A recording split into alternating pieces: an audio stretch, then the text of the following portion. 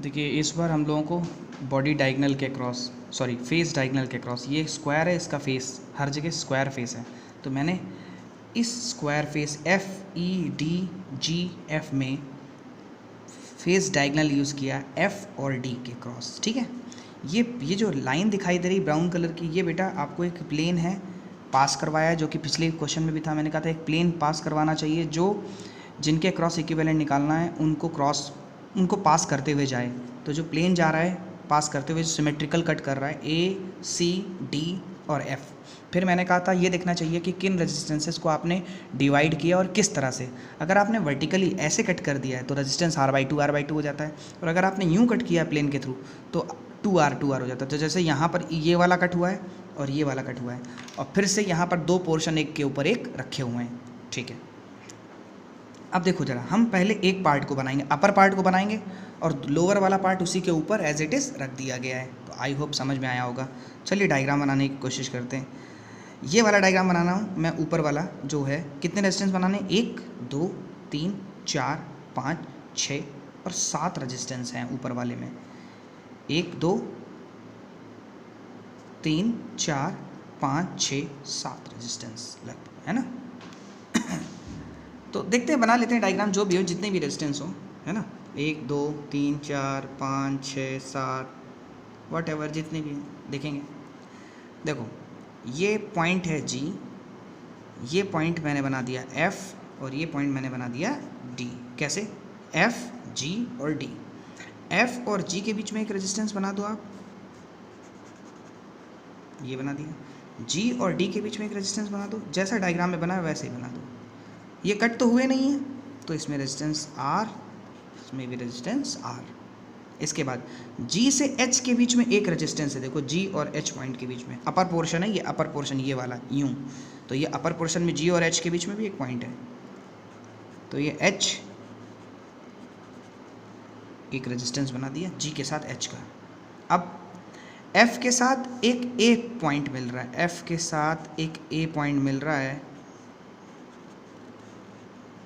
ऐसे, लेकिन ये वाला डिवाइड हो रहा है, कैसे? वो भी यूँ कट कर रहा है, प्लेन यूँ कट कर रहा है इसको, तो ये जाएगा ट्वाइस R। ये तो कट हो नहीं रहा था, ये तो R है। अच्छा इधर आ जाओ, D के ऊपर एक बना है C के साथ लगा हुआ पॉइंट है, एक रेजिस्टेंस लगा हुआ है D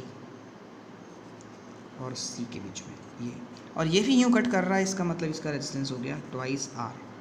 अब बात आती है H के साथ, H के साथ एक A जुड़ा है, देखिए H के साथ ये वाला A जुड़ा हुआ है, तो एक रेजिस्टेंस, ये कट नहीं हो रहा है खास बात, तो वो रेजिस्टेंस हो गया R। H के साथ C भी जुड़ा हुआ है, एक रेजिस्टेंस लगा हुआ है, ये लगा हुआ है R। अब आपको किसके क्रॉस इक्विवेलेंट निकालना था?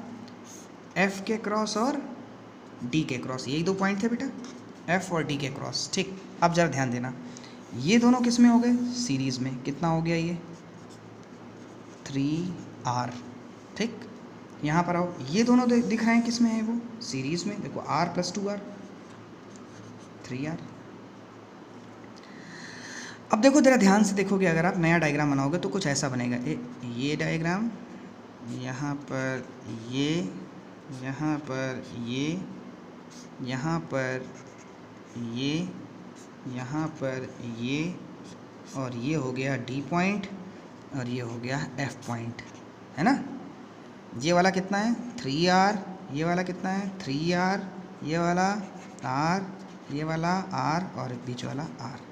अब आप समझो, मैंने अपर इस जो क्यूब में जो आपने एक सिमेट्री लगाई है, प्लेन ऑफ सिमेट्री, ये जो प्लेन है ना, इसको इससे दो पार्ट में डिवाइड किया है, कुछ ऊपर वाला पार्ट है और कुछ नीचे वाला है, सिमेट्रिकल है दोनों। तो हमने ऊपर वाले का रेजिस्टेंस निकालेंगे और दोनों को पैरेलल में, एक के ऊपर एक रखने का मतलब होता है पैरेलल में कनेक्शन।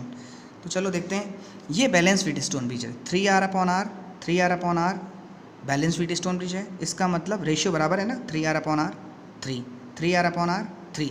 तो ये वाला एलिमेंट किसी काम का नहीं है, तो ये हो जाएगा, इसका मतलब ये काम का नहीं, तो इसका मतलब ये वाला और ये वाला दोनों ही किस में हो जाएंगे?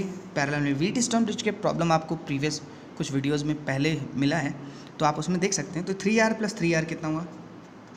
6R, और ये R + R कितना हुआ? Twice R।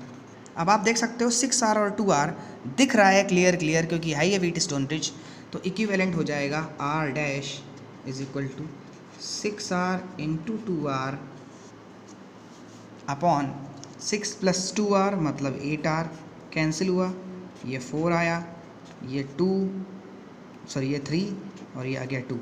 तो आर डैश की जो वैल्यू हमारे पास मिली आर डैश वो आ गई है 3r अपॉन 2। लेकिन ये आंसर नहीं हो सकता अभी भी हमारा, बिकॉज आप ही सोचो आंसर क्यों नहीं है। बिकॉज एक ऐसा ही अरेंजमेंट इसके नीचे भी है, इस प्लेन के नीचे साइड भी ऐसा ही एक अरेंजमेंट है, इस प्लेन के नीचे बिल्कुल सिमेट्रिकल, और उसकी भी वैल्यू कितनी है 3r/2। मतलब दोनों किस में होगा फिर पैरेलल में। तो आपको भी पता है, तो अब अगर आप इक्विवेलेंट जी और डी के बीच का इक्विवेलेंट निकालोगे तो रेजिस्टेंस अक्रॉस GD, तो आपको पता है ऐसे ही रेजिस्टेंस दो पैरेलल में लगे मिलेंगे, क्योंकि पैरेलल में ऐसे कट किया है आपने, तो अपर पार्ट का 3r/2, नीचे लोअर पार्ट का भी 3r/2, मतलब कुछ डायग्राम वाइज ऐसा बनेगा। ये तो 3r/2 और ये भी 3r/2। ये पॉइंट कौन से हैं, F, और ये वाला पॉइंट कौन सा है, D।